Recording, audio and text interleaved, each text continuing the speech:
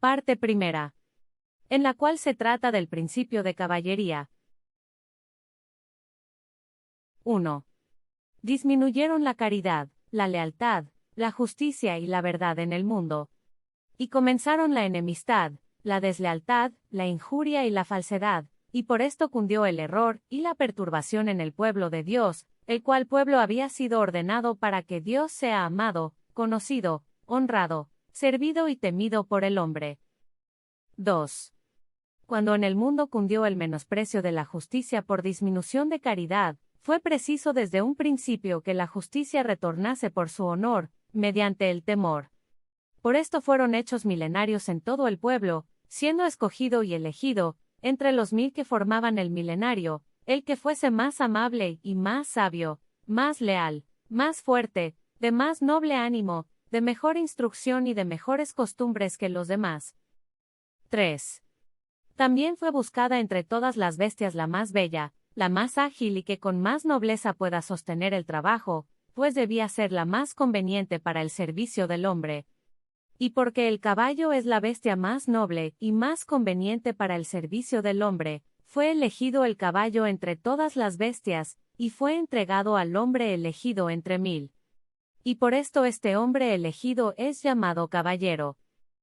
4. Cuando se hubo entregado la más noble bestia al hombre más noble, fue también conveniente que se escogieran, y eligieran las armas que sean más nobles, y más eficaces para combatir y defender al hombre de heridas y de la muerte. Y se entregaron estas armas al caballero, y éste se las apropió.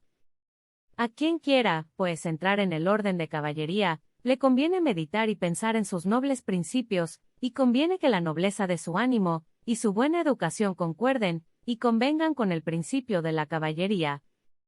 Por esto también es inconveniente que el orden de caballería reciba en sus honras a sus enemigos, o a los que por su modo de ser y de obrar son contrarios a sus principios. 5. El amor y el temor se convienen contra el desamor y el menosprecio, y por esto conviene que el caballero, por la nobleza de su ánimo y buenas costumbres, y por un honor tan alto y tan grande como el que se le ha hecho por elección, por el caballo y las armas, sea amado y temido de las gentes, y que por el amor que recibe, devuelva caridad y ejemplo, y por el temor que causa, devuelva verdad y justicia. 6. El varón, en cuanto tiene más buen sentido y es más inteligente que las hembras, también puede ser mejor que las mujeres. Porque si no fuese tan poderoso para ser bueno como la mujer, seguiríase que bondad y fuerza de naturaleza serían contrarias a bondad de ánimo y buenas obras. Por donde, así como el hombre por su naturaleza, se halla en mejor disposición de tener noble valor y ser más bueno que la hembra, del mismo modo se halla también mejor preparado que la hembra para hacerse malo. Y esto es precisamente para que, por su mayor nobleza y valor, tenga mayor mérito, siendo bueno, que la mujer. 7.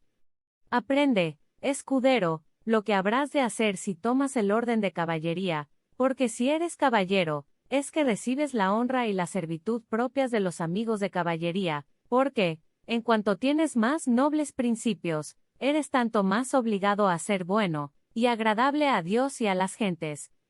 Y si eres malo, te haces el mayor enemigo de caballería, y resultas lo más contrario a sus principios y a sus honramientos. 8.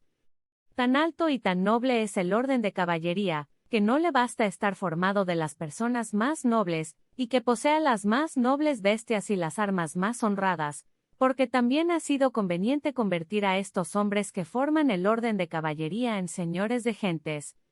Y puesto que el señorío tiene tanta nobleza y la servitud tanto sometimiento, si tú, que tomas orden de caballero, eres vil y malvado, ya puedes pensar en la gran injuria que cometes contra tus vasallos, y también contra tus compañeros buenos. Porque por la vileza en que te hallas, deberías estar sometido, y por la nobleza de los caballeros que son buenos caballeros, tú eres indigno de ser llamado caballero. 9.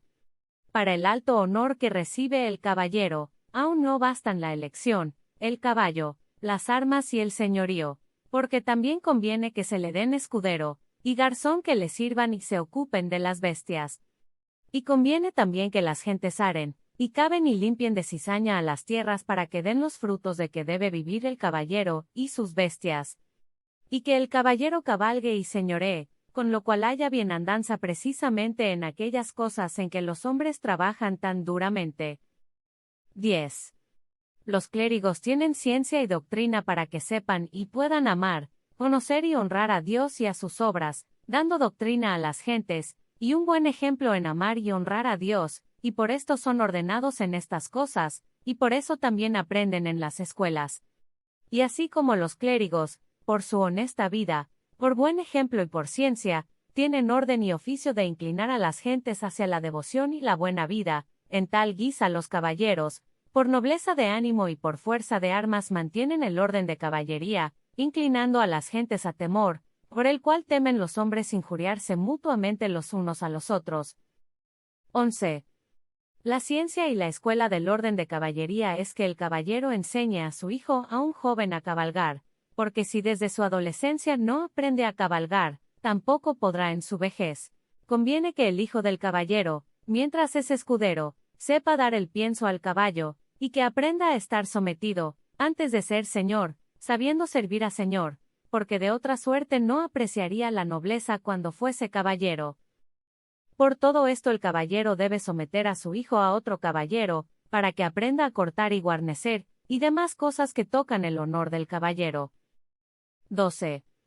Así como el que quiere ser carpintero tiene necesidad de tener maestro carpintero, y aquel que quiere ser zapatero necesita de un maestro que sea zapatero, de la misma manera quien quiera ser caballero, necesita un maestro que sea caballero.